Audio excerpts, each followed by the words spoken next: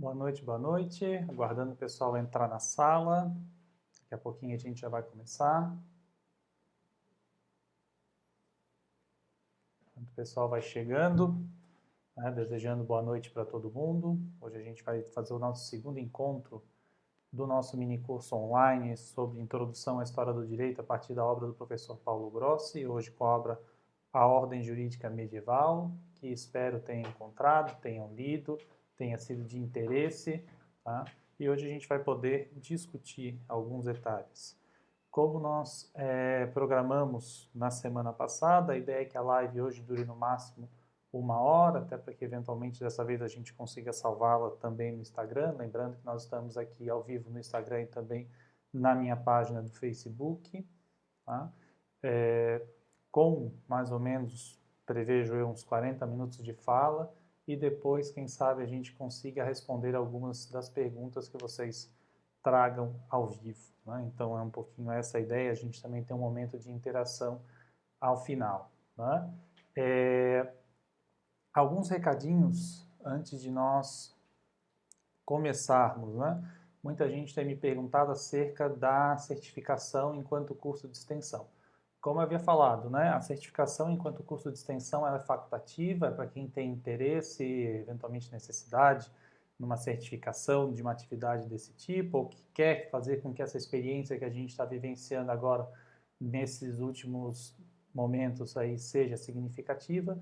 Então, nós criamos essa possibilidade. Hoje é o último dia para poder fazer a inscrição. Por quê? Porque, dadas as regras da UFSC, que é a instituição que vai nos certificar, os alunos precisam ter 75% de presença. Como temos 4 encontros e o primeiro já passou, a partir da semana que vem a gente teria apenas 50%.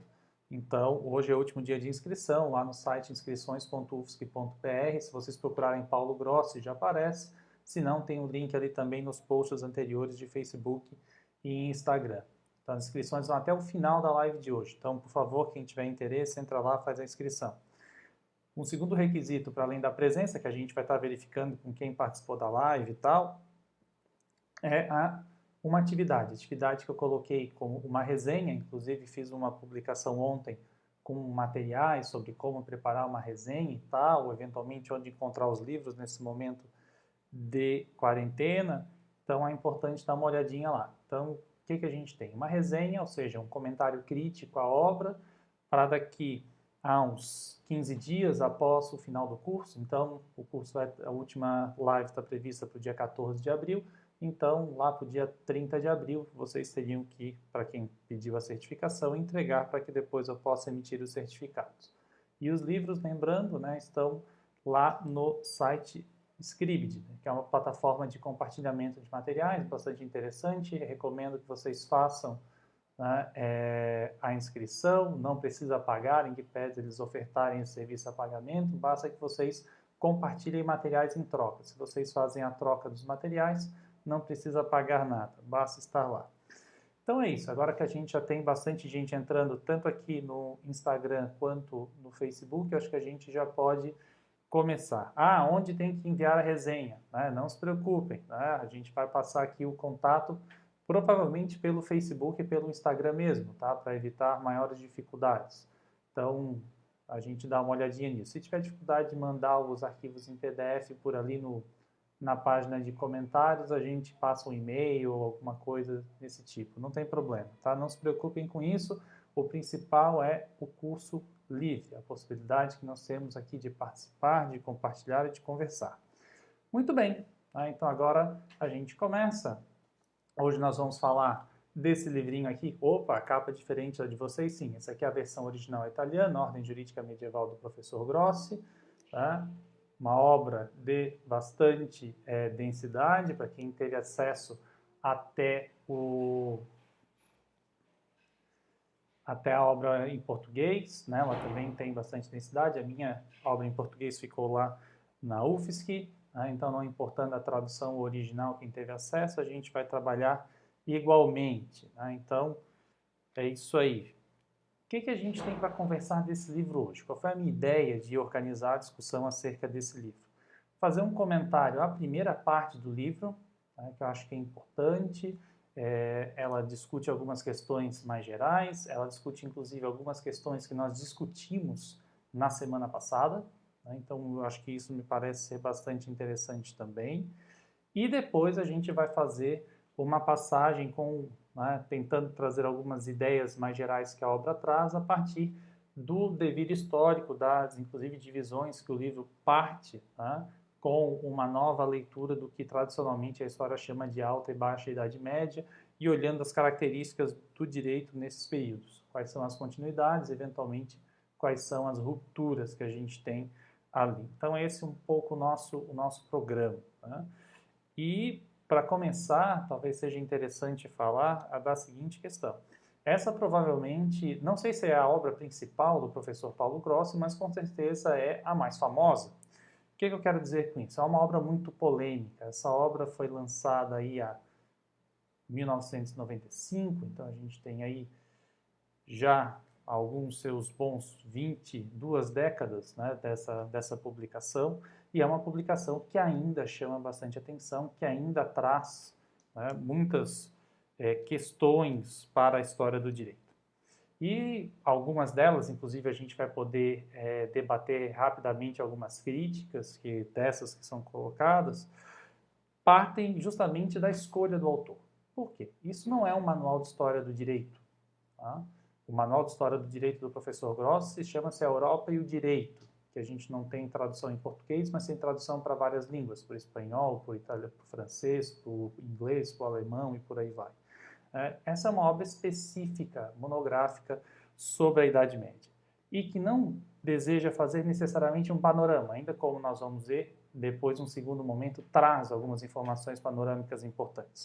Mas a preocupação principal do autor é tentar entender qual a estrutura e qual a mentalidade acerca do direito durante a Idade Média.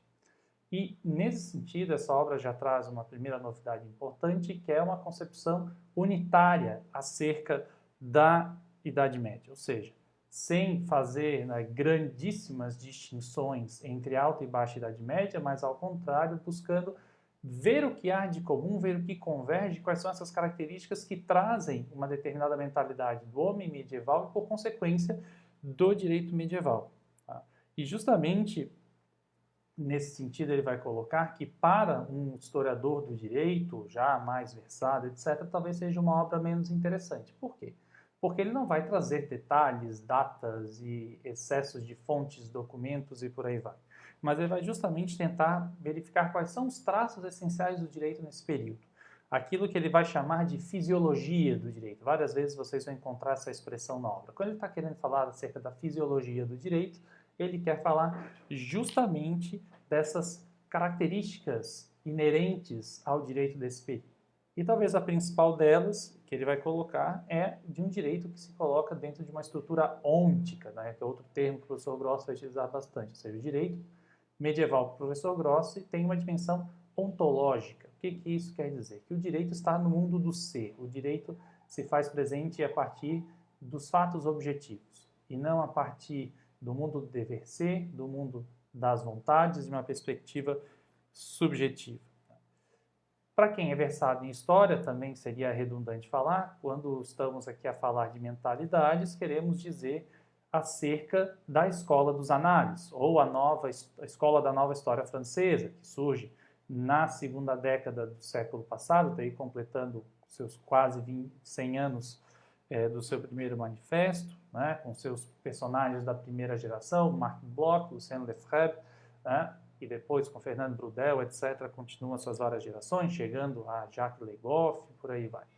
Então, que justamente um novo jeito de fazer história, e que hoje a gente pode dizer que é o jeito dominante de fazer história na Europa e na América Latina, é uma história que é muito menos preocupada com os eventos, com as datas, com os fatos, com as datas, com as questões políticas, os fatos históricos no sentido de eventos, a data, né, que em 22 de abril de 1500 o Brasil foi descoberto, ou coisas do tipo.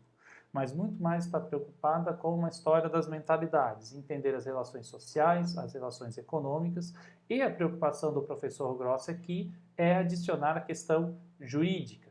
10 anos antes, na metade dos anos 80, o professor Paulo Grossi organizou na cidade de Florença, um grande debate entre historiadores do direito e historiadores sociais, tendo como principal representante da historiografia francesa, dessa geração dos anais, Jacques Le Goff. E justamente o objetivo era demonstrar que, dentre essas várias dimensões de uma história total, a qual a geração da nova história buscava construir, o direito deveria ser inserido, ele tinha uma dimensão importante, e os estudos da história do direito, tais quais a perspectiva que o professor Grossi apresentou aqui, teriam a contribuir para a construção desse cenário.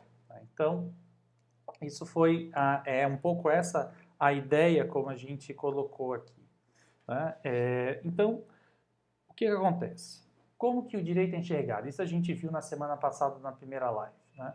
O direito é visto a partir das suas formas, dos institutos jurídicos, como eles se compõem, e a partir dos valores esses arraigados. E é justamente a observação desses valores arraigados e a observância de regras e a formação de institutos a partir dessas regras é que formam o direito. Né?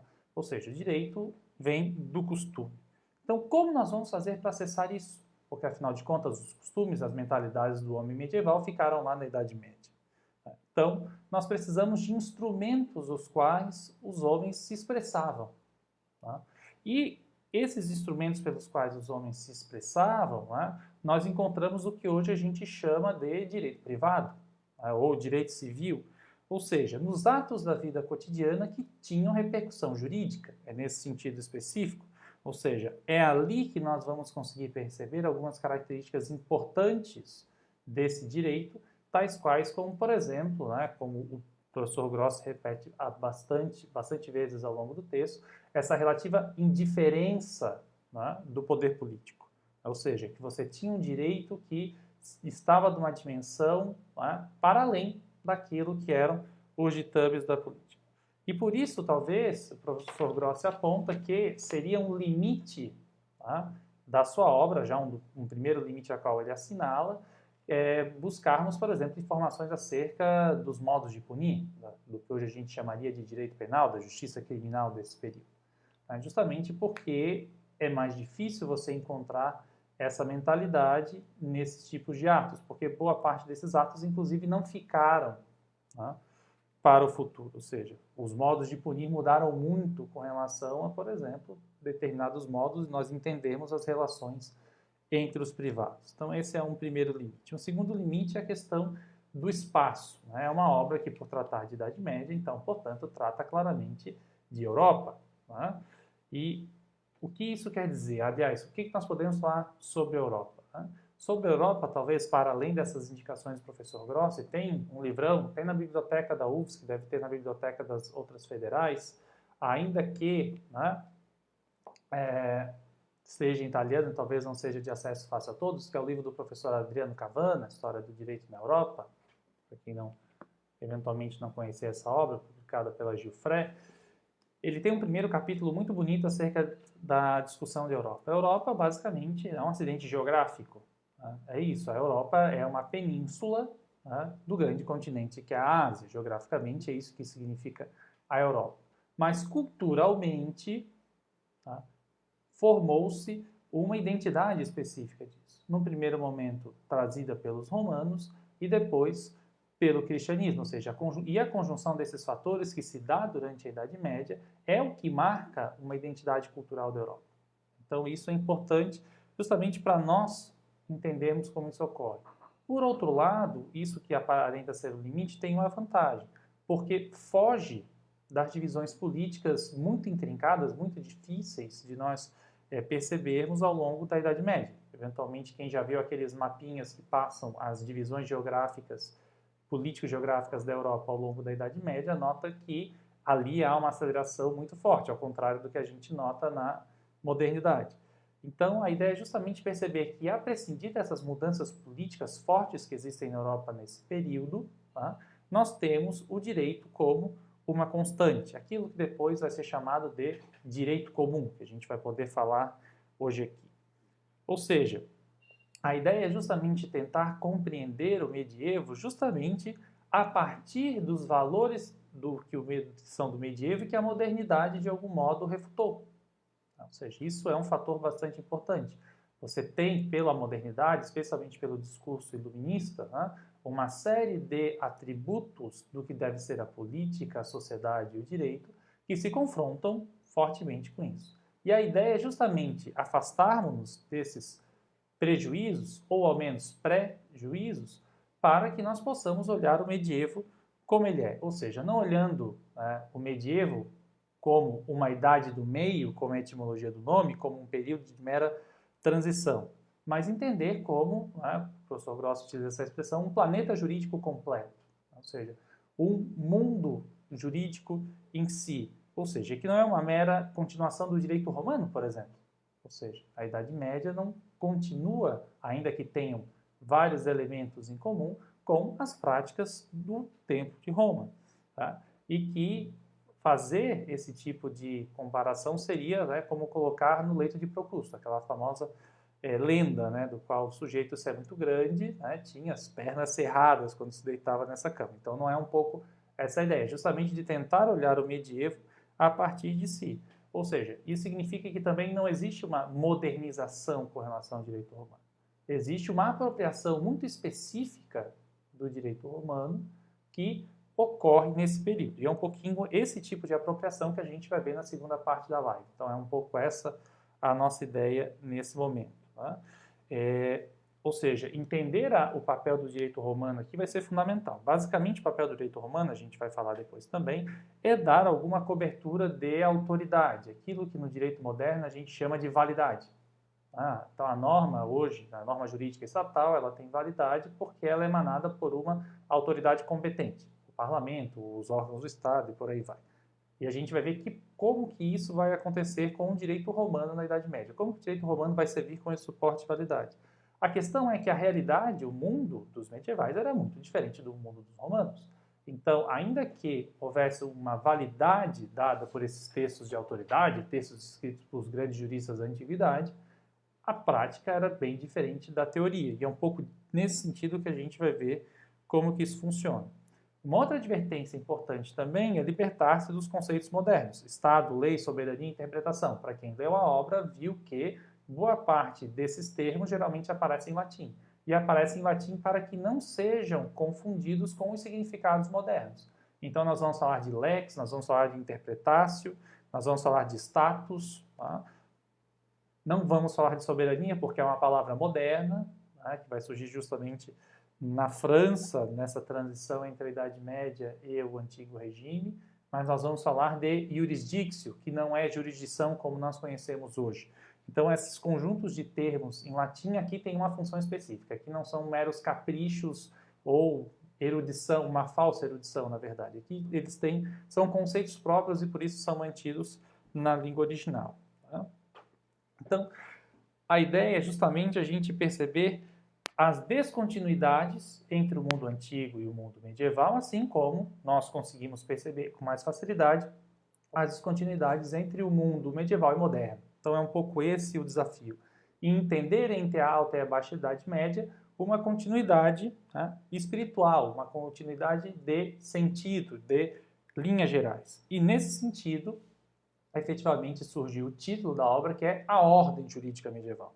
Por que é a ordem? Porque aqui a gente acompanha aquele conceito que o professor Grossi trouxe na obra da semana passada, do direito enquanto ordenamento observado. O direito como uma entidade organizadora da sociedade. Tá? Então, entender a ciência jurídica, inclusive, ou seja, aqueles que constroem o direito a partir do pensamento, do saber, como tendo a função de ordenar a sociedade. Esse é o grande desafio. Tá? E entender essa ordem na Idade Média vai significar, como nós vamos ver também, entender o direito a partir de várias esferas. O direito, ele é um direito que vem de Deus, por exemplo, mas ele é um direito também que está na natureza das coisas, e é um direito que também é feito pelos homens. E essas várias ordens distintas entre si, sobrepostas entre si, é que vão dar as características e os modos como nós podemos construir as regras e vivenciar essas regras. E a partir daí a gente começa a entender um pouco essa mentalidade medieval. É um pouco essa a ideia que fica por detrás da questão. Ou seja, o direito ele não é apenas interpretação. O direito ele está já enraizado nas coisas. E por isso é uma ordem, porque uma ordem objetiva, você declara, você não a constitui. Essas relações jurídicas já estão arraigadas. O que é o papel do jurista, né, para além da interpretação, que é uma questão importante que nós vamos ver aqui, é de declarar aquilo que já existe. Por isso a força do costume como a principal fonte, né? Ou seja, nós temos vários intérpretes, mas a função dos intérpretes não é apenas criar, é declarar aquilo que eles veem, aquilo que eles observam como sendo praticado, como sendo observado, como sendo cumprido. Então é nesse sentido que se constrói isso. E por isso tomar cuidado com os preconceitos do positivismo jurídico, tá? Porque nós estamos acostumados a ver e dar atenção ao modo como o direito é produzido. Ou seja, o direito é fruto da lei, a lei tem um processo legislativo, é um ato da autoridade, e se preocupa menos com o momento da aplicação do direito, o momento do direito vivo. Isso é falado, inclusive, por constitucionalistas, por teóricos contemporâneos, né? Ou seja, inclusive, um dos problemas que nós teríamos do direito brasileiro seria a ausência de uma teoria da decisão jurídica e por aí vai. Então, ou seja, na Idade Média, e isso para nós é interessante, a atenção está no intérprete. Ou seja, o momento do direito vivo é importante. Ou seja, como que os juristas percebem a existência de um direito pré-existente e o declaram. Então, é nesse sentido que a gente precisa enxergar a questão. E para isso, o professor Grossi tem um segundo capítulo da obra com uma série de premissas metodológicas, algumas delas as quais nós também vimos na semana passada. Então é interessante que essas obras dialogam entre si, aqui traz a perspectiva de um modo um pouco mais aprofundado e talvez nos auxilie, né? Ou seja, a busca de instrumentos de leitura, né? A primeira questão é justamente perceber essa distinção que a gente havia acabado de falar entre um direito moderno autoritário, no sentido que é constituído a partir da vontade de uma autoridade, seja ela democrática ou não, tá, da sua função ordenante. Tá? Ou seja, essa ideia de um Estado de direito, que é um Estado que é fundado e criado a partir do direito. Nesse sentido que o professor Grossi fala de absolutismo jurídico. Sobre absolutismo jurídico, tem uma obra que eu não sei se vocês encontram ela em PDF online, mas eu acho que ainda tem para vender na Amazon, em algum lugar, que chama História da Propriedade e Outros Ensaios. É uma tradução de uma série de artigos do professor Grossi, e dentre esses artigos, para além da questão da propriedade, você tem também um artigo sobre o absolutismo jurídico, que vai falar um pouco disso, ou seja, o Estado de Direito, que traz, por exemplo, benefícios, mudanças importantes para a política, traz para o lado do direito, ao contrário, uma série de autoritarismos, inclusive um absolutismo. Se você tinha um absolutismo político no antigo regime, você passa a ter um absolutismo jurídico na modernidade. Ou seja, em que a lei é a régua, a dimensão de todas as coisas. E a lei é apenas aquela lei emanada do Estado e não os outros modos os quais a sociedade estava acostumada a se organizar. Ou seja, não a partir dos valores profundos. Tá? Ou seja, por quê? O direito, como a gente já viu também antes, é um produto histórico. O direito é esse acúmulo. Inclusive, o papel do jurista, mesmo do jurista contemporâneo, é fazer essa mediação entre passado e presente, entre valores e a historicidade do direito. É isso que os juízes fazem todos os dias quando emanam decisões. É essas modificações no tempo que os advogados buscam quando tentam culpar ou inocentar alguém de determinada ação, de determinada responsabilidade. Então é interessante, né, a gente dar uma pensada nessas questões. Né? Vamos lá. Para fazer isso, o professor Grossi vai se valer de algumas ideias base que são importantes. Né? A ideia, por exemplo, de experiência jurídica. Experiência jurídica é um conceito pouco presente para nós, né, no direito brasileiro, mas que na Europa teve algumas reverberações interessantes. Nós podemos entender o direito enquanto experiência. Entender o direito enquanto experiência é, digamos, colocar em primeiro lugar o caráter humano do direito, o direito vivido. E isso é bastante trabalhado na filosofia do direito europeia da primeira metade do século XX. Né? Nós podemos falar enquanto direito positivo de outras coisas, common law, civil law, inclusive a época que o professor Gross cita o direito dos países socialistas, nós poderíamos falar hoje do direito oriental, do direito decolonial dos países de África, por exemplo, ou da própria América Latina e da própria Ásia. Tá? Mas a experiência jurídica é perceber que dentro dessa vida do direito estão os elementos que lhe dão força e os elementos que lhe dão seu próprio fim. Por exemplo, o professor Gross vai dizer que a estatalidade, né, o fato do Estado começar a se fazer presente no direito, tende a ser, né, ele usa a expressão do tumor, uma das características às quais vai levar ao fim da experiência medieval, ou seja, o crescimento do Estado ao fim da Idade Média é justamente uma das razões do fim daquela civilização jurídica. Tá? E quando a gente fala de experiência, a gente está pensando justamente, tá, menos nas datas, nos eventos, e mais na vida do direito. Essa ideia do direito enquanto ordenamento observado, enquanto conquistas duráveis, ou seja, como você cria coisas como a propriedade, por exemplo. Tá? Então, é um pouco essa ideia que a gente quer trazer aqui. E para isso, né, é interessante perceber a unidade dessa experiência medieval. Ou seja, entender que essa experiência jurídica medieval, ela tem mais elementos que se colocam em conjunto, ou seja, entender o medievo como um todo, e menos do que os elementos que fazem uma ruptura entre alta e baixa Idade Média. Primeiro, tá, manter a ideia de Idade Média em conjunto facilita uma análise europeia, que é essa que o professor Grossi busca, ou seja, porque se nós olharmos como isso ocorre na França, como isso ocorre na Alemanha, por exemplo, nos territórios que hoje correspondem a esses estados, talvez nós tenhamos realidades um pouco diferentes. E o professor Grossi advoga, por outro lado, que essas perspectivas, né, colocadas aqui são um pouco mais gerais e, por isso, facilitam um pouco a compreensão. De outro modo, né, se nós tratamos separadamente, nós corremos o risco de ter opiniões como que a Alta Idade Média era uma idade preparatória para a Baixa Idade Média, ou seja, uma perspectiva evolucionista, escatológica, e não é esse caso. E mesmo que alguns autores se valham da expressão renascimento jurídico para falar da retomada dos estudos romanísticos feitos pelos comentadores, gozadores medievais, isso seria também um modo de dizer que aquilo que vinha antes era menos, era pior, era obscuro, ou seja, e reforçaria aquele velho estigma da Idade das Trevas, ou seja, não seria mais toda a Idade Média, mas a Alta Idade Média seria a Idade das Trevas. Tá? Inclusive, para alguns brincam, então a Alta Idade Média talvez nem tivesse existido porque nós não temos registros, né, históricos desse direito. Na verdade, temos, e a questão não é essa, né?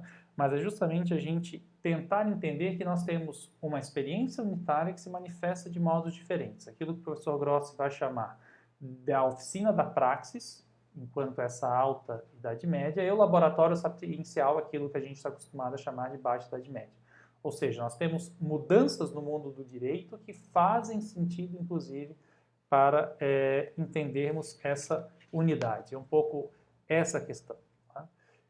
Uma outra característica importante é nós entendermos que a experiência jurídica medieval é uma experiência jurídica de ordenamentos múltiplos, né? Uma koiné, né? No sentido ecumênico mesmo do termo, ou seja, de unidade na diversidade. Se o direito está fora da política, o direito está na sociedade. E a sociedade medieval, como era conhecida, né? Se a gente pega o próprio Sociedade Feudal do Mark Bloch, a gente consegue perceber, é um mundo de sociedades. Né? Talvez, inclusive, utilizando uma expressão que nós vamos ver no último encontro também do professor Gross, uma sociedade de sociedades. A sociedade medieval composta por várias outras sociedades. E que justamente o direito moderno, desde o justnaturalismo racional de Grotius e por aí diante, até o direito das codificações, foi buscando separar essa relação entre direito e sociedade. Então, a questão é justamente ver o direito fora do Estado e fora da vontade do Estado. Ou seja, entender que é possível enxergar um ordenamento que independe de vontade. Ele simplesmente está ali. Um ordenamento involuntário, inclusive, para utilizar a expressão do Santi Romano. E por isso, que o professor Grossi vai se remeter a um grande historiador do direito, que é Francesco Calasso, um predecessor da geração do professor Grossi, que justamente começa a se libertar do positivismo, ainda que colocasse o Estado em uma posição central, ou seja, nós temos vários ordenamentos, E a gente vai falar dessas várias sociedades, do direito do clero, do direito dos artesãos, do direito feudal, da sociedade agrária, e por aí vai, né? Do direito dos mercadores, quando renasce o comércio, tá? E acaba que você tem, no final das contas, teria, na visão do Calaço, um Estado que estaria a governar todas essas ordens. O que o professor Grossi vai mostrar é que justamente a não presença do Estado, né, no período da maior parte do tempo da Idade Média fez com que o direito acontecesse do mesmo modo, esses direitos pudessem florescer. É claro que o Estado vai ter algumas interferências, vai criar o seu próprio direito, esse direito vai tentar interferir nos outros direitos, mas essas relações, a prescindir do Estado ou não, elas aconteceriam do mesmo esquema, como nós podemos dizer, teórico, que talvez o explicasse, ou seja, a coexistência desses vários momentos. Tá? E por isso, né, que nós podemos falar, inclusive, de, num sentido bastante amplo do termo, de uma Constituição medieval. Nada a ver com a Constituição dos modernos, mas uma Constituição no sentido constituinte, constitutivo, ou seja, que esse direito tem uma série de características próprias, uma série de valores próprios, e esses valores próprios são ordenantes. E importante, eu estou falando nesse sentido aqui, não nada a ver tem de Constituição como texto. Nesse sentido, inclusive, tem um texto do professor Ayrton Zilander que explica sobre as leis fundamentais, né, que nós temos no Antigo Regime na Idade Média, justamente mostrando o quanto essa ideia de um texto político pouco tem a ver com Constituição. Se o texto político pouco tem a ver com Constituição, quanto mais a própria vida dessa sociedade. Então é um pouco essa ideia de fundo. Né?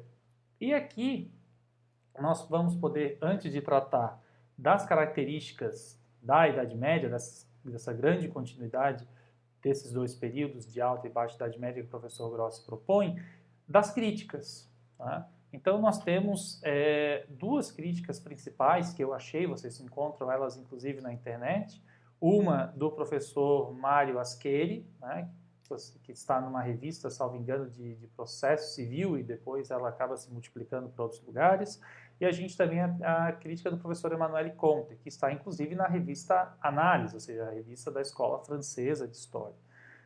A gente poderia juntar a esse time de críticos também o recém-falecido professor Rafael Aiello, de Nápoles, né, que também traria aí algumas críticas importantes.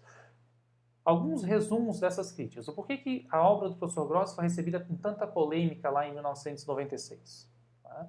O professor Comte vai dizer, por exemplo, a Idade Média não pode ser vista nessa harmonia que o professor Grossi coloca, no sentido de continuidade, de possibilidade de enxergá-la a partir de linhas gerais. Não.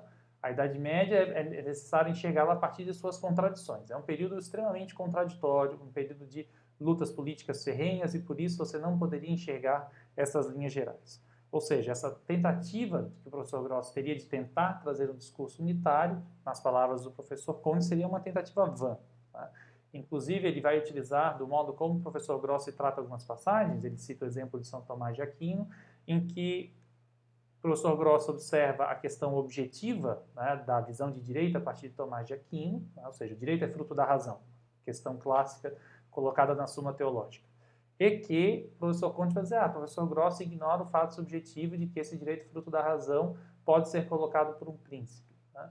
Ora, a questão que o professor Grossi justamente coloca é que o príncipe precisa respeitar a razão. Ora, se a razão está acima do príncipe, logo o que ordena o direito é a razão e não a vontade do príncipe em colocar essa razão no mundo. Tá? Já o professor Ascheri vai reclamar da ausência de fontes, né, você teria nesses textos, ou seja, o texto do professor Grossi tem muita falação do próprio professor Grossi e poucas fontes medievais. É um texto que é contra o laicismo do direito, ou seja, é um texto que puxa a brasa para a religiosidade, especialmente para o catolicismo, e é um direito sem política. E um direito sem política para o professor Ascheri seria o direito sem dialética e, portanto, não se enxergaria algo que era muito importante na Idade Média, que é a relação entre lei e costume. Sobre essas críticas, inclusive conversando com alguns colegas, até hoje fiz uma conversa com o meu ex-orientador de doutorado para ver se eu não estava tão fora com relação às interpretações, a gente pode lançar algumas seguintes defesas, né, para entender a importância do texto do professor Grossi. Primeira delas, essas críticas do professor Comte e do professor Ascheri são leituras conformistas da Idade Média. O que eu quero dizer com conformista? São leituras que não conseguem perceber a força que a Idade Média teria. Ou seja, a Idade Média era uma época em que as pessoas simplesmente, o direito, né, feito por essas pessoas, simplesmente se conformava com essas situações, estava refém dessas lutas políticas, ou seja, não conseguia produzir algo novo, criativo, a prescindir dessas lutas políticas. Então esse é o primeiro ponto. Um segundo ponto, né, é que uma história do direito, né, ao menos do modo como o professor Conte e o professor Asquete colocam, seria uma história do direito meramente descritiva, ou seja, não caberia a nós, historiadores do direito, fazermos críticas, né? Ou seja, não termos uma visão mais específica acerca desses movimentos, ou seja, de analisá-los. Ou seja, nós teríamos que simplesmente apresentar os documentos. É claro que a questão dos documentos é importante, o professor Gross faz essa advertência mais de uma vez, né? O que me parece que fica claro aqui é uma grande dificuldade por parte desses autores em enxergar, por exemplo, a capacidade performativa, a capacidade de modificar o mundo, para utilizar um termo mais claro, que a ciência jurídica tem, ou que o saber jurídico, para quem quiser uma ideia mais estrita de ciência, possa pensar. Ou seja, tá? Não se percebe a força que o pensamento jurídico tem como uma possibilidade de modificação do mundo. E como a circulação dessas ideias é capaz de modificar as coisas. Né? E no final das contas, para quem quiser ler essas resenhas na internet, elas eventualmente padeceriam daquilo que elas criticam. Ora, se o professor Grossi, né, faria muitas críticas à modernidade, aqui há muitas críticas ao medievo e muita apologia à modernidade. Então, no final das contas, não me parece que faça muito sentido. Talvez valha a pena, não lembro agora se tem na edição brasileira, mas tem na edição original, são 2 páginas apenas, tem uma resenha, digamos, um pouco daí mais benéfica ao professor Grossi, que vai justamente dizer o seguinte: olha, o livro é editado até hoje, ao contrário, eventualmente, do livro desses outros autores, faz com que, gostando ou não gostando, é um livro ao qual deve ser apreciado. Que a originalidade, ela se mantém, e que justamente a força do livro, sem nenhuma modificação, é um livro que não teve revisões e por aí vai, ele ainda hoje é publicado do mesmo modo, a força do livro está justamente, né, nessas ideias chaves, ou seja, nesse modo de ler o direito. E, como eu estou vendo que o tempo está passando, já estamos aí em 35 minutos de transmissão, eu vou passar diretamente para essas características, espero não me detê-las demais, elas compõem todo, tá, o corpo do ordem jurídica medieval, tá? E, para quem depois, a ideia é justamente fomentar com que vocês leiam, que parte da obra que é para ler? Para ler tudo. Tá? Eu recomendo ler tudo. Não gostei, então não lê nada. A questão é o seguinte, a proposta desse curso livre, justamente porque ele é livre, vocês então fazem o que vocês quiserem com relação à participação, é justamente, gostei dessas ideias que estão sendo colocadas aqui pelo professor Diego, então vou ler a obra, justamente porque em 1 hora seria impossível nós destrincharmos a complexidade disso. No curso regular de História do Direito que eu ofereço na Universidade Federal de Santa Catarina, já é difícil destrinchar isso, são algumas semanas. E mesmo assim é sempre de modo muito esquemático, porque a gente consegue aprofundar uma ou outra questão, mas várias outras acabam ficando para trás. Tá? Então, a grande proposta do professor Gross é entender a unidade do medievo, mais uma diversidade de abordagens, ou seja, entender o direito mais conhecido do período alto medieval como oficina da praxis e o direito da Baixa Idade Média como laboratório sapiencial, mas que não são dimensões que se destoam entre si, mas ao contrário, são dimensões que justamente se reforçam, ou seja, as mudanças que ocorrem da alta para a baixa Idade Média reforçam as características do direito medieval, ainda que sob vestes diversas. Um conjunto de características que já são colocadas lá nas primeiras páginas e que depois elas são destrinchadas uma a uma. O poder político é incompleto. Não é que não exista poder político. É errado falar que não há poder político. Talvez seja exagero falar que existe Estado. Ou, se nós quisermos dizer que há Estado, ele não é como o Estado moderno, com características, por exemplo, como soberania, ou mesmo com território definido. Basta pensar no que é o Sacro Império Romano Germânico. Qual é o território efetivo do Sacro Império Romano Germânico? O que está efetivamente sobre o domínio do imperador? Quem é esse imperador? é muito mais uma ideia do que propriamente uma realidade. Ele é muito mais um guardião da fé do que propriamente o guardião de um povo específico. Então, esse é o ponto que se coloca, ou seja, e como eu posso fazer comparações, como nós fazemos hoje entre estados, entre um reino como o Reino dos Francos e um principado como o de San Marino, que resiste a República de San Marino, o Principado de Mônaco, como existe até hoje. Ou seja, como nós fazemos a comparação de entes tão distintos entre si, ducados, condados, reinos, impérios, e todos eles são entidades políticas.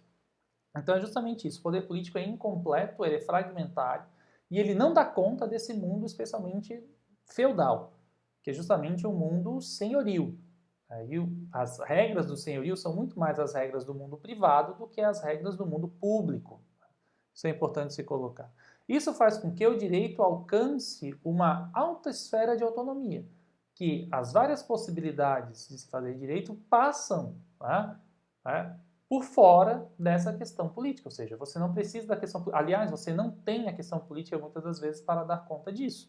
E o mundo das relações continua, a vida cotidiana continua e os atos da vida cotidiana que têm relevo jurídico continuam precisando ser regulados de algum modo.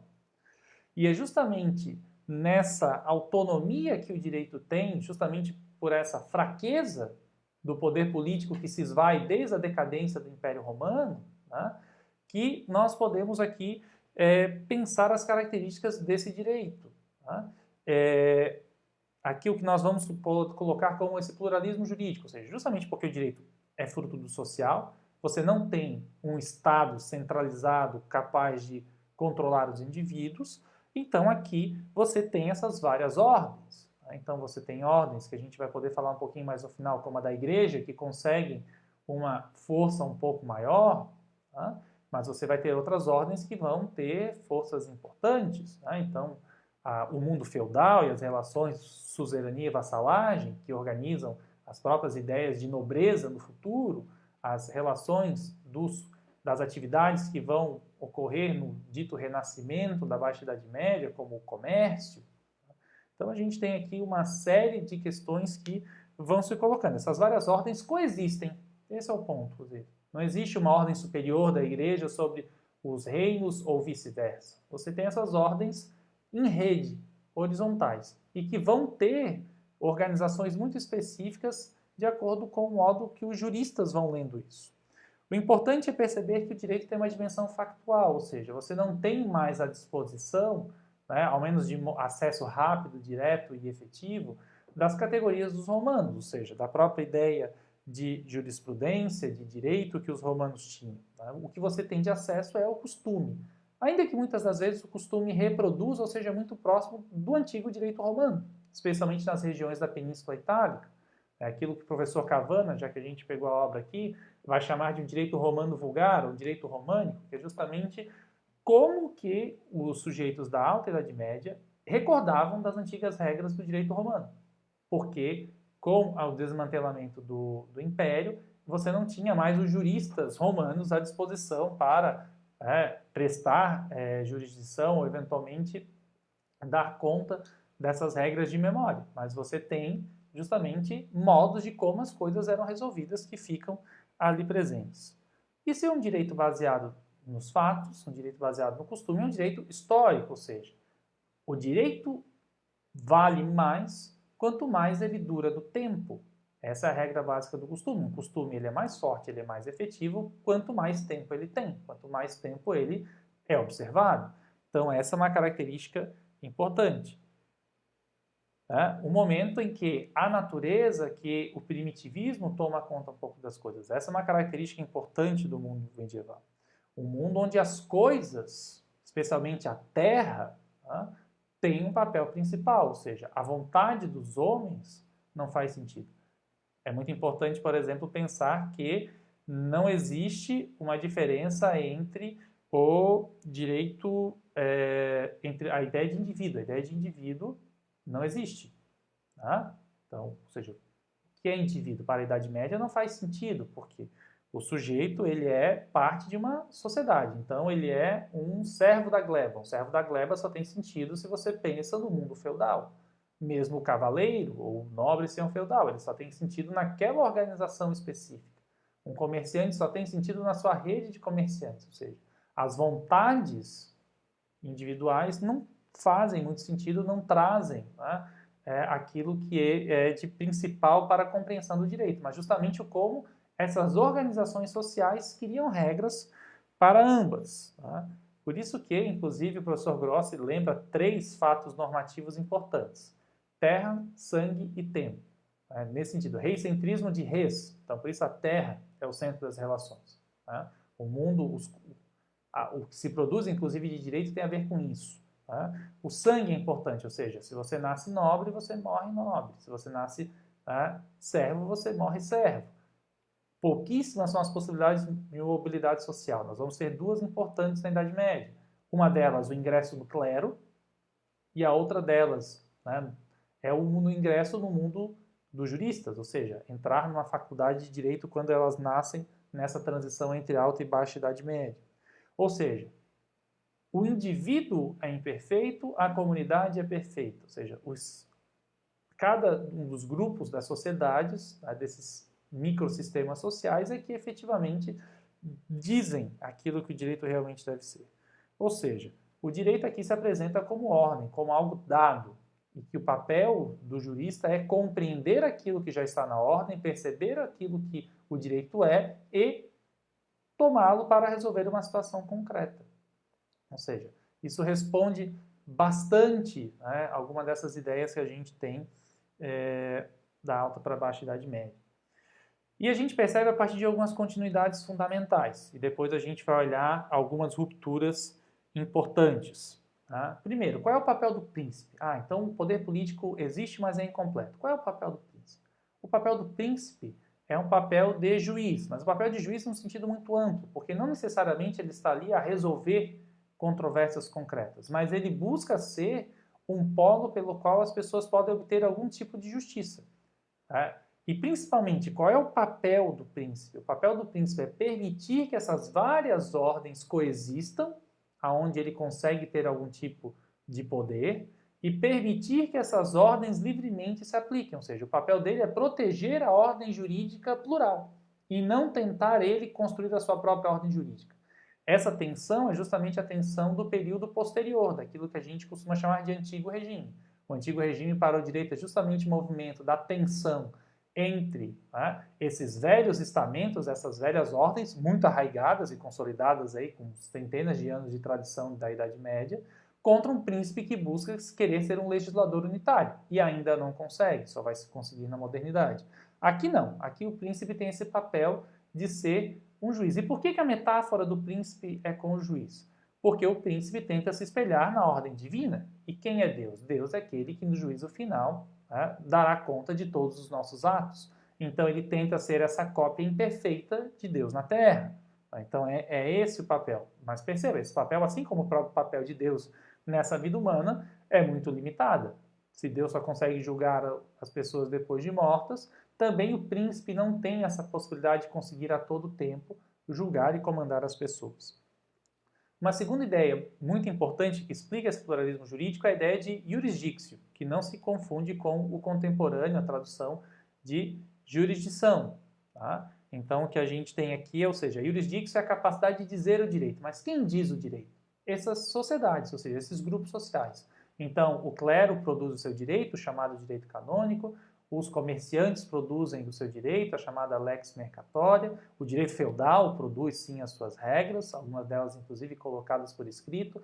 Esses órgãos políticos diversos produzem seus próprios direitos, essas cidades autônomas medievais, as famosas comunas, né, dos territórios que hoje seriam a Alemanha, a Itália, a Suíça, a Áustria. Então elas vão produzir os seus estatutos das cidades, nós vamos ter os reinos, como os francos, com a lei sálica e por aí vai, com as suas leis fundamentais. Ou seja, você tem várias manifestações do direito. E cada um desses grupos possui esse poder.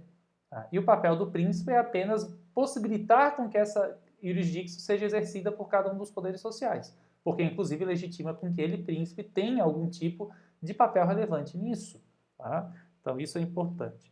Uma outra ideia que se mantém, a ideia de lex.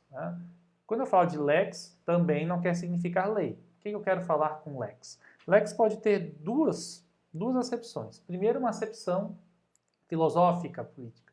Quando eu falo de lex, eu não estou falando de forma, que é como a gente entende hoje por lei.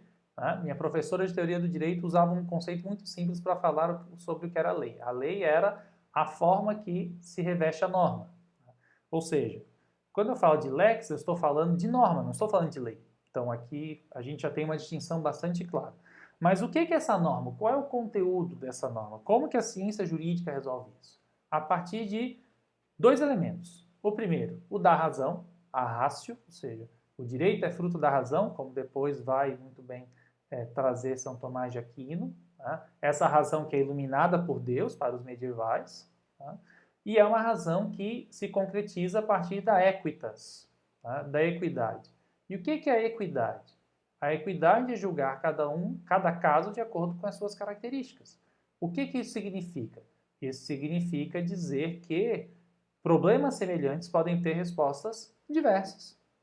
Justamente porque, para você ter justiça para o caso concreto, por vezes você pode atuar de modo desigual. Quando a gente for falar de direito canônico, e mais para frente a gente vai poder falar um pouquinho dessas coisas. Tá? Então, o costume, como a gente falou, já se coloca de modo fundamental, ou seja, os estatutos citadinos que vão surgindo não são manifestações estatais, são muito mais consolidação dos costumes daquelas cidades que vão sendo colocadas por escrito. Ou seja, são colocados por escrito porque já existem há muito tempo. Né? Ou seja, o papel do príncipe é um papel de delegação pelo povo. Tá? Inclusive, você vai ter tratados medievais que explicam essas coisas. Você vai ter, por exemplo, o Tratado de Bartolo, um importante justiça medieval, sobre a tirania, e que diz que quando você tem um tirano, a população pode, inclusive, assassiná-lo, o tiranicídio. E o tiranicídio, ele é jurídico, ou seja, ele é uma represália justa, tá, em retribuição ao mal que você tem de um usurpador de uma coroa. Por quê? Porque essa coroa é uma delegação, tá, pelo povo, tá, e por Deus. Então, o sujeito não pode atacar, né, essas questões. Quais são as rupturas que a gente vai ter? Quais são as mudanças que a gente tem da Alta para a Baixa Idade Média? O professor Gross assinala. Ainda que você não tenha a mudança dessas concepções gerais que eu acabei de falar aqui, mas você tem algumas coisas que têm uma mudança importante, que é, por exemplo, essa forma qual o direito vai se apresentar. Ou seja, o direito vai cada vez menos se apresentar como um costume, como uma praxe que vai se repetindo, mas ele vai se apresentar a partir do estudo, da formação das universidades, a partir de Bolonha, Paris, etc., e do estudo do direito romano nesses locais, e esses juristas vão se espalhando por toda a Europa, todos falam latim, todos usam corpus iuris, então não importa onde eles estejam, essas construções são comuns. E isso facilita essa disseminação desse direito, que por isso vai ser chamado de direito comum, ou ius comune. Tá? Então é esse o ponto aqui. Tá? E que, com essa união de uma Europa cristã sob o signo do catolicismo, que vence a querela das investiduras, né, aquele episódio famoso sobre quem indicava os bispos locais, o rei ou o papa, e o papa vence, né, essa disputa, a partir dali também o direito canônico se desenvolve. Né? Ou seja, então você tem aqui o direito como uma expressão da ordem, da verdade, da ciência.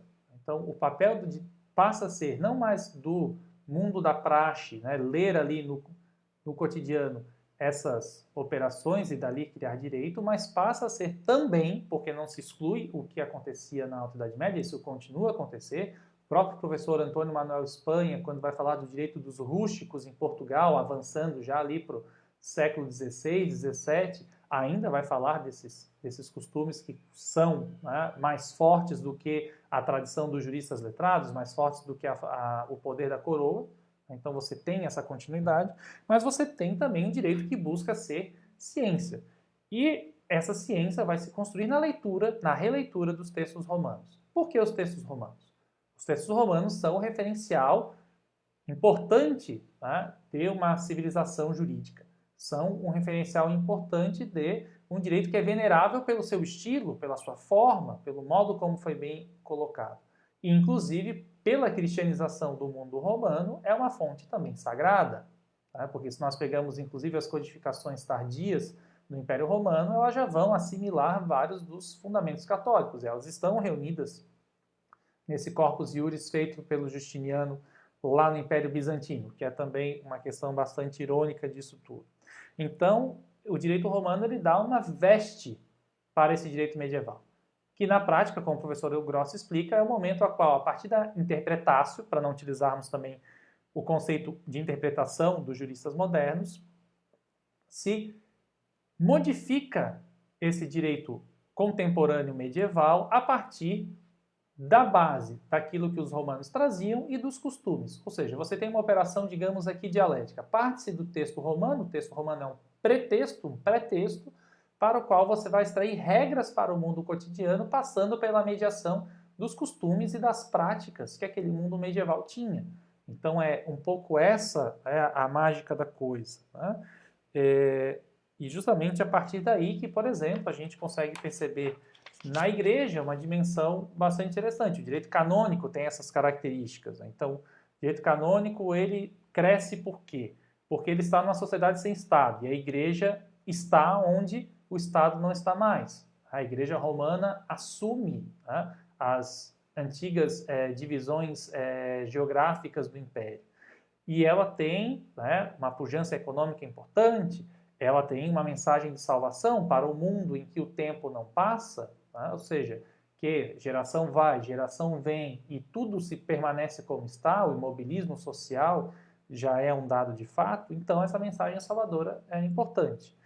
E o direito da igreja vai se construindo de um lado, né, a partir dos problemas da igreja internos, o problema das heresias, o problema das investiduras na sua relação com os imperadores, e na construção das suas fontes. A fonte principal, a revelação, ou aquilo que está na Bíblia, mas também a tradição, aquilo que os doutores da igreja, né, Santo Agostinho, Santo Tomás de Aquino, para falar os dois mais conhecidos, vão agregando de conhecimento à interpretação da Escritura.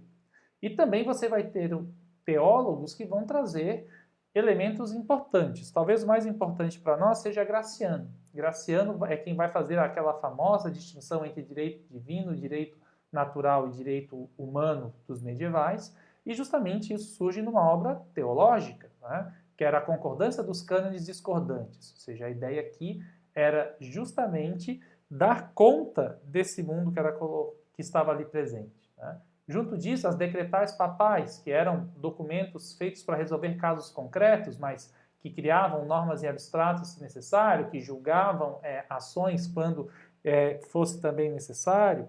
Então, ali se fundava todo um sistema que se consolida com a reforma gregoriana, quando, a partir, né, disso, os próprios juristas vão absorver essas ideias. O glosador Accurso vai colocar que cada um cuida das suas coisas, ou seja, o mundo temporal cuida das coisas temporais, o mundo, né, da igreja cuida das coisas espirituais. E também Bartolo, quando vai colocar que o pecado é o grande critério. Pessoal, como aqui a live do Instagram está acabando, eu convido todo mundo para a gente continuar a parte das questões, debates lá no Facebook. Então, né, www.facebook.com/Prof. Diego Nunes UFSC. Lá a gente vai estar respondendo as perguntas. Né? Vou ainda falar aqui umas últimas duas questões sobre direito canônico que faltam, a questão da equidade e algumas das heranças, né, que nós temos ali. E a gente se fala, né? Foi um prazer estar com vocês aí até agora. Tá? Então, as questões principais do livro a gente acabou aqui tratando e depois a gente vai começar a responder as perguntas. Tá? Então, terminando aqui para o pessoal que está no Instagram eventualmente não consiga chegar no Facebook e consiga. Sobre equidade. A equidade é justamente tentar dar essa dimensão concreta às coisas. Né? É justamente tentar, de algum modo, responder às situações com a singularidade que elas merecem. E daí o pessoal vai lá para o Facebook e eu vou contar uma anedota muito interessante que quem já leu o livro do professor Grossi conhece. Tá bom? Então, era isso. Assim, em linhas gerais, é isso que o livro queria trazer, essas grandes ideias de continuidade, como essas continuidades se dão, num curso de História do Direito, onde é normalmente onde a gente vê essas particularidades de como funcionam cada um desses direitos, cada uma dessas ordens, porque o livro do professor Grossi quer justamente construir essa mentalidade, ou seja, esse mundo medieval que tem uma característica própria. Tá bom, pessoal? Então, da minha parte, foi um prazer. Eu continuo lá no Facebook para responder as perguntas. Tchau, tchau.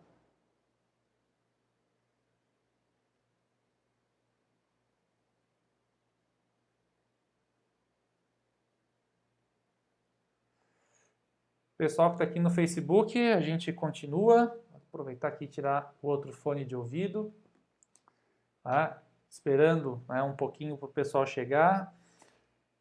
A historinha da equidade, né? Qual que é a história da equidade? A história da equidade é a seguinte, né? Vários de vocês já devem ter ouvido falar nos diáconos, né? Os diáconos, que são a primeira divisão hierárquica que nós temos no mundo da igreja, né? Depois que nós vamos ter criados os presbíteros. Então é bastante interessante como vão se resolver alguns desses problemas, né? Por exemplo, os diáconos tradicionalmente poderiam se casar, inclusive o celibato é uma regra tardia da igreja, é uma regra que vai surgir depois, ali consolidada da reforma gregoriana, mas tá, já começava-se desde a época dos monastérios medievais, da vida monacal, que muitos desses diáconos ingressantes da vida religiosa fossem castos, né? Ou seja, não vivesse algum tipo de relação carnal. Né? Só que isso, justamente por conta desse particularismo, por conta dessas forças que os bispos locais eventualmente tinham, de uma não centralidade que ainda havia no Papa, por essa interferência do poder político, essas regras não estavam muito organizadas. Então, por exemplo, já estava mais ou menos instituído na Itália que os diáconos, tá, eram celibatários. Mas, na Igreja da Inglaterra, por exemplo, isso anteriormente à Reforma Protestante, é claro, na Igreja medieval você tinha um problema que era relatado pelas autoridades eclesiásticas locais de que os diáconos ingleses eram promíscuos. Iam para as tavernas, bebiam, andavam com prostitutas, etc., e que isso, eventualmente, não era benéfico. E qual foi a solução tomada?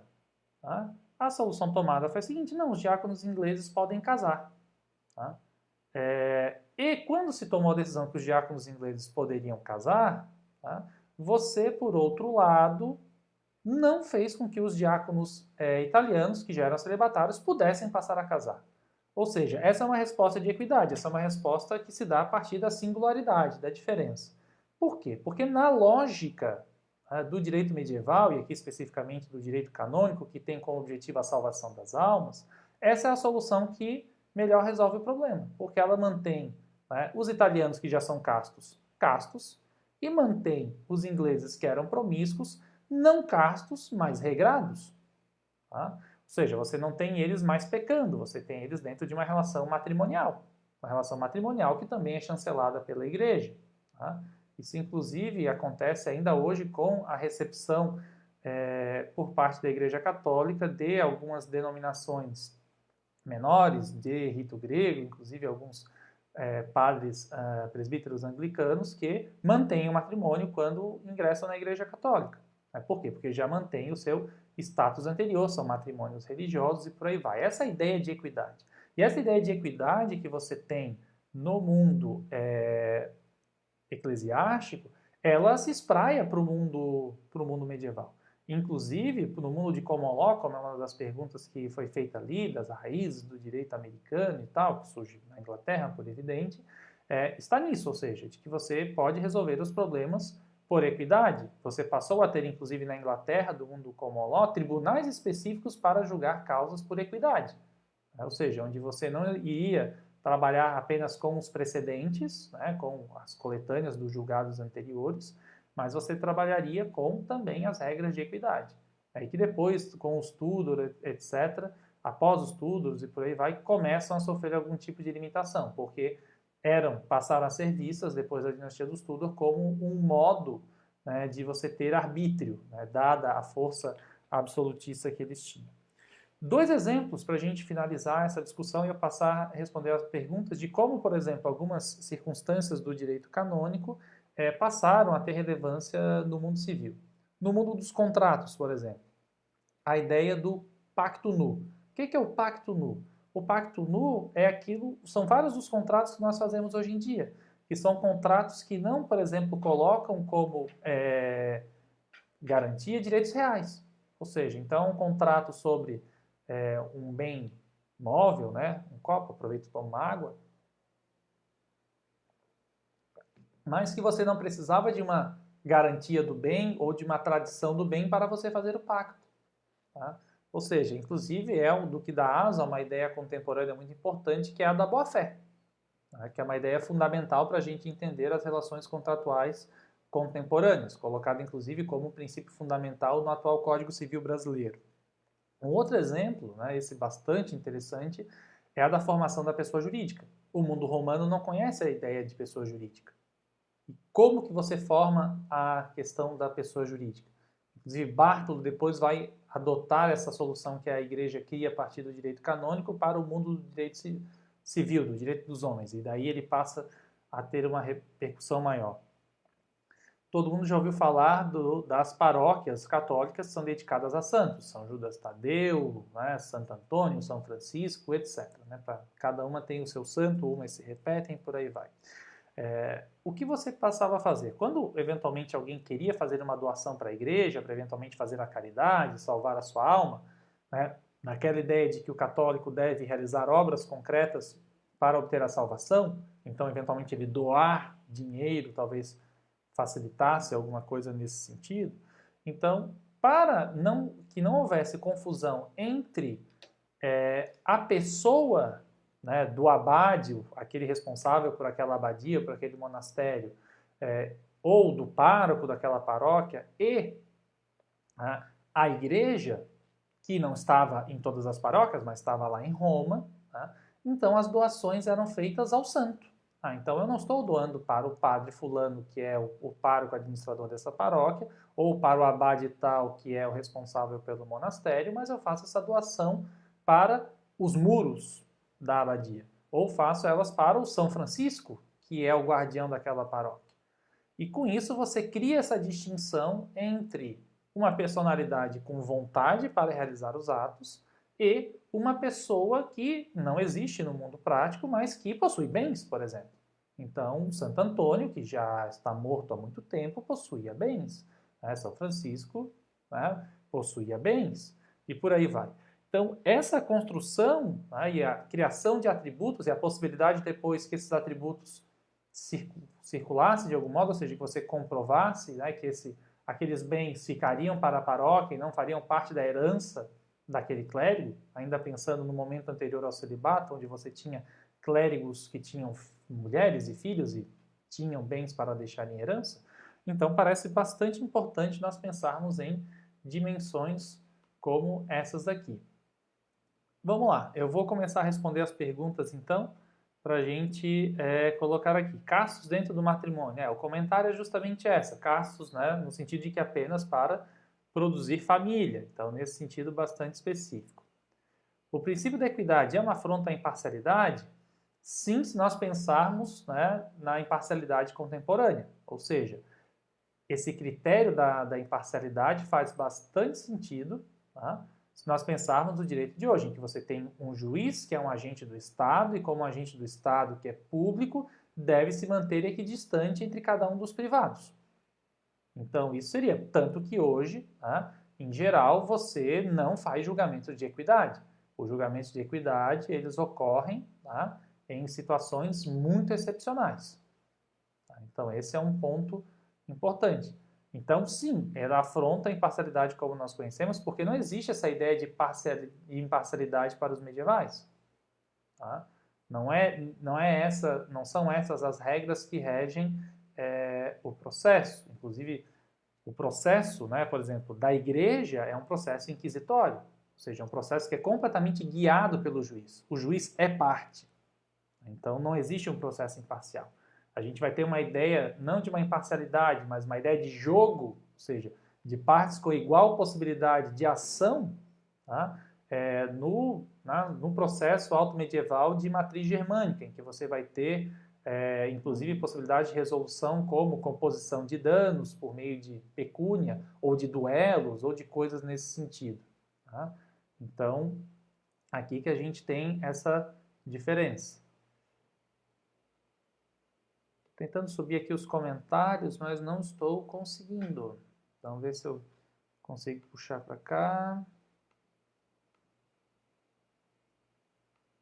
Professor, a justiça nos países ocidentais atualmente não ocorre mais baseada no princípio da equidade, ela é utilizada em julgamentos. Respondi na última pergunta. Né? Geralmente não é mais utilizada, é utilizada como último critério quando eventualmente você não tenha lei, quando você não tenha costume, quando você não tem a possibilidade de fazer uma analogia. Então, ela é o último dos últimos critérios. Tá? Então, nesse sentido bastante específico, a gente consegue perceber isso. Deixa eu ver se eu consigo achar aqui os outros comentários, pessoal. Vamos lá. Tá.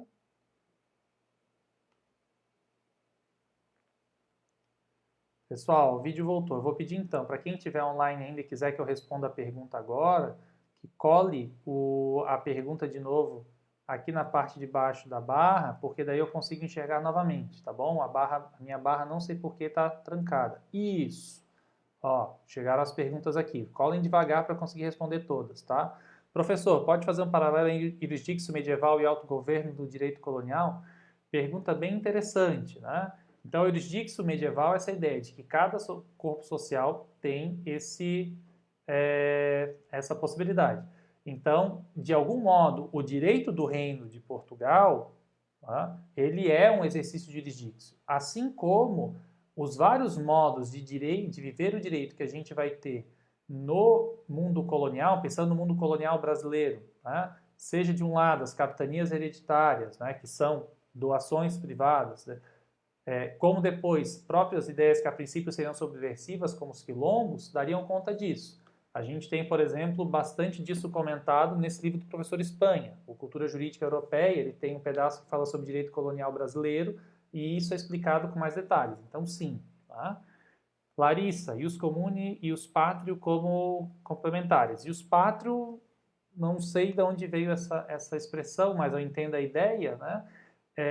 Não é que eles sejam complementares. Né? O ius comune, que é o direito produzido pelos juristas, as interpretações dos juristas a partir dos textos romanos, eles são também uma das possibilidades de dizer o direito, mas eles têm uma característica diferente.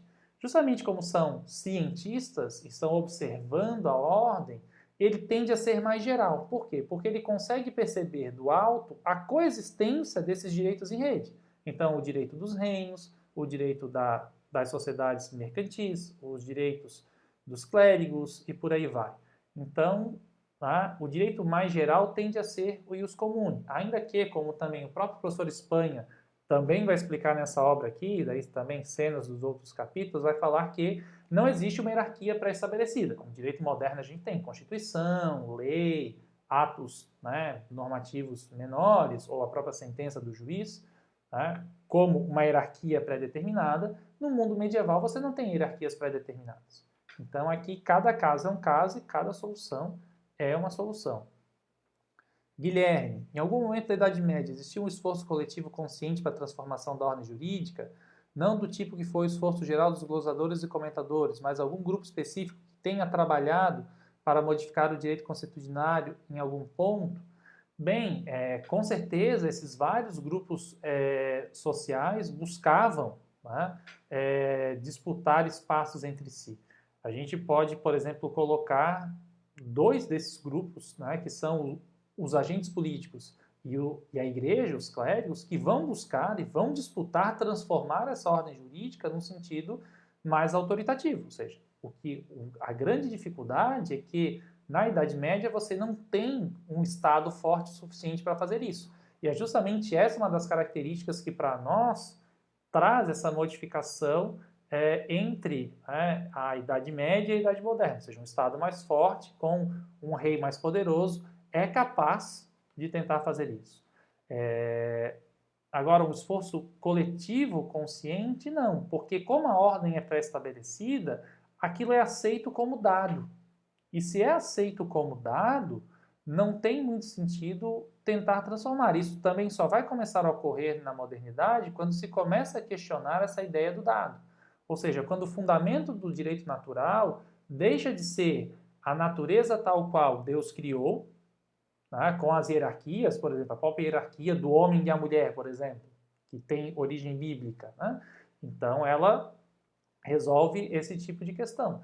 Quando você vai ter filósofos que vão começar a dizer penso, logo existo, como Descartes, ou seja, que o fundamento é a razão humana, né, independente de Deus, por exemplo, Grotius vai começar a explicar isso no seu Direito da Guerra, ou seja, que Deus existe, mas ainda que Deus não existisse, a razão humana daria conta dessas coisas.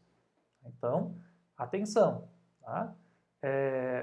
Justamente aqui que você tem essas modificações. Então, as características, a visão de mundo dos medievais é que não dá conta disso. É nesse sentido que o professor Grossi fala que justamente a presença do ente político dentro do mundo medieval a semente da sua destruição. Tá? Guilherme também, outro Guilherme, Chequer, por quais motivos os reinos e impérios medieval não são encarados como nosso Estado? Porque eles não possuem a completude do poder político, porque eles não têm um atributo de soberania.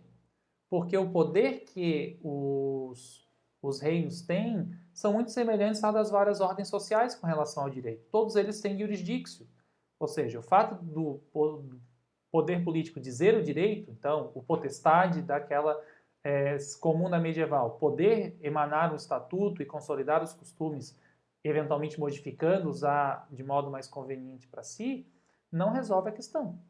Tá? Então, é esse o ponto. O Estado não tem esses atributos. Mal dá para dizer que alguns desses entes políticos têm a questão do território. Quando muito, eles têm o povo, né? Como os famosos elementos da soberania do Baudin. Vamos lá, Ítalo. No medievo, havia alguma ideia de segurança pública ou essa é uma ideia moderna? Segurança pública é realmente uma ideia muito moderna. Quando muito, você tinha exércitos.